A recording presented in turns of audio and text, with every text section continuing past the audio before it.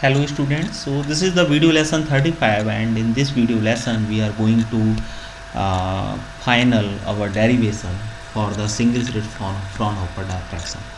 Okay, so I explained you the figure for this derivation.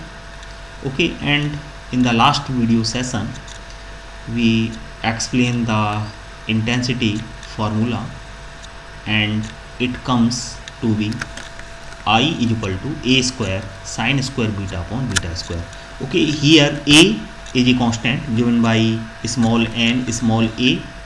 Okay, small a is the amplitude of each harmonic waves passing from the slit.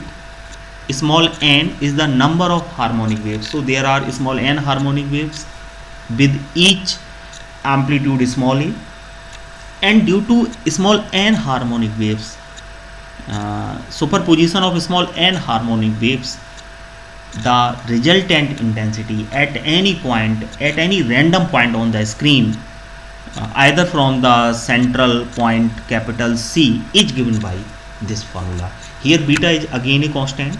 Beta is given by pi e sine theta over lambda. Okay, so by the help of this formula we can discover the position of maxima and minima, and also can find the different conditions. Okay, so now let's see. First of all, let's see the condition for the position of minima. Okay, so the minimum intensity is obtained when sine beta is equal to 0. Okay, so this is the intensity formula. So intensity, the minima must have the intensity equal to 0. So by putting sine beta is equal to 0, we may obtain I is equal to 0.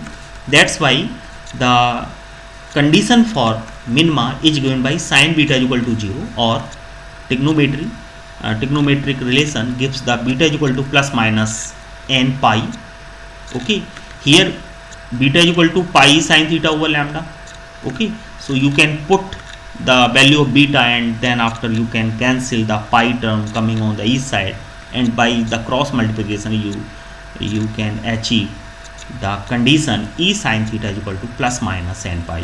So this is the condition for the all minimas. Here n is equal to 1, 2, 3 and 4 and so on, but not equal to 0, because if you put n is equal to 0, what will happen? Theta will be 0, and at theta is equal to 0 we obtain the central maximum. So n is equal to 0 is the restricted value, but we can put n is equal to 1, 2, 3, 4, 5 and so on. These all gives the different minimas obtained on the screen. N is equal to 1 is corresponding to the first order minima.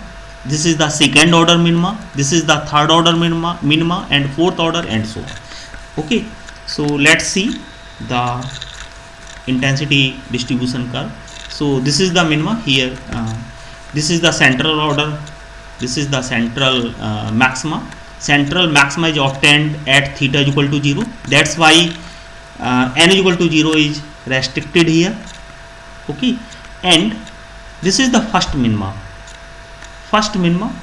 This is the second minima. This is the third minima.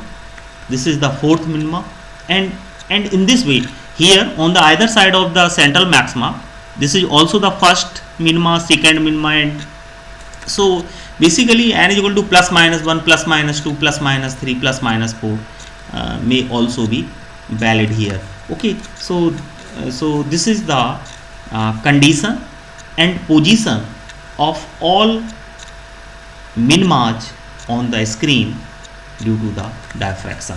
Okay, now let's see the position of maxima. Okay, so the intensity formula is this, and we want maximum intensity on the screen. What should we do? Okay, there is one solution that we put beta is equal to 0, and by putting beta is equal to 0 you may obtain I is equal to infinite, which is the maximum intensity. Okay, so beta is equal to 0 may be one condition for the maxima. So if you put beta is equal to 0, what will happen? This is the value of beta, and you put beta is equal to 0, you may obtain theta is equal to 0. Okay, and theta is equal to 0 is corresponding to the central maximum. Okay, so by putting beta is equal to 0, we obtain only one maxima, but in the actual diffraction pattern there are a number of other maximas on the either side of the central maxima. So we must adopt some another mathematical procedure to obtain all these maximas in one time. Okay, so we are going to, for this exercise, we are going to differentiate the intensity formula with respect to beta. Okay, so what is the intensity formula? Let's see here. This is the intensity formula. Okay, this is the intensity formula, and we differentiate this intensity formula with respect to beta. Okay, so this is the simple differentiation of this equation with respect to beta. So by the help of this procedure, we obtain a condition beta is equal to tan beta. Okay, so now the solution of this equation will give the position of all maximas on the screen, but we can't solve this equation in one shot, because this is a single equation. So let's put this value equal to y. Okay, and let's write the right hand side and the left hand side separately, y is equal to beta and y is equal to tan beta, and in this way there are two equations, and now we can solve these two equations for the value of beta. Okay, so in order to solve these equations, let's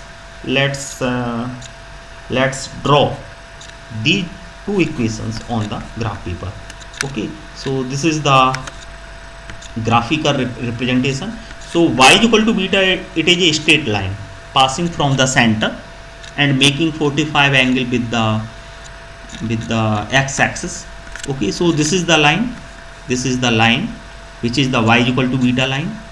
Okay, and y is equal to tan beta, it is a standard graph, and standard graph of the tan theta, and there are multiple branches.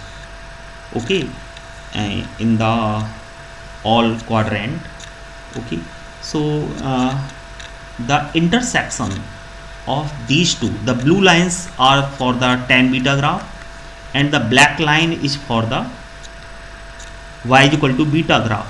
The intersections of these two graphs will give you the all beta values, okay, which gives the all maximas. So here you can see that one intersection point is for beta is equal to 0. This is the point of beta is equal to 0. There is another intersection point. So this intersection point is very close to 3 pi y upon 2. The next intersection point is obtained here. So at this point there is a somewhat value about 5 pi by 2 and so on. Okay, and here I try to write all these approximate values. So the intersection points are 0, 3 pi by 2, 5 pi by 2, 7 pi by 2, 9 pi by 2 and so on. So beta is equal to 0 means theta is equal to 0 is corresponding to the central maxima.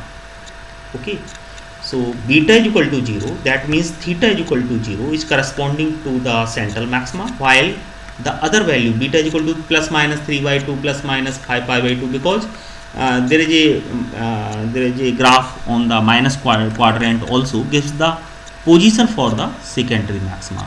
So in general, the secondary maxima can be written as, this is the first secondary maxima, this is the second secondary maxima, this is the third secondary maxima and so on. So in general, the secondary maxima can be given by this equation. So by putting the value of beta, we can obtain the condition for the all secondary maxima. So the central maxima is given by the equation theta is equal to 0, and all others maxima on the either side of the central maxima are given by this equation. Okay, so thank you.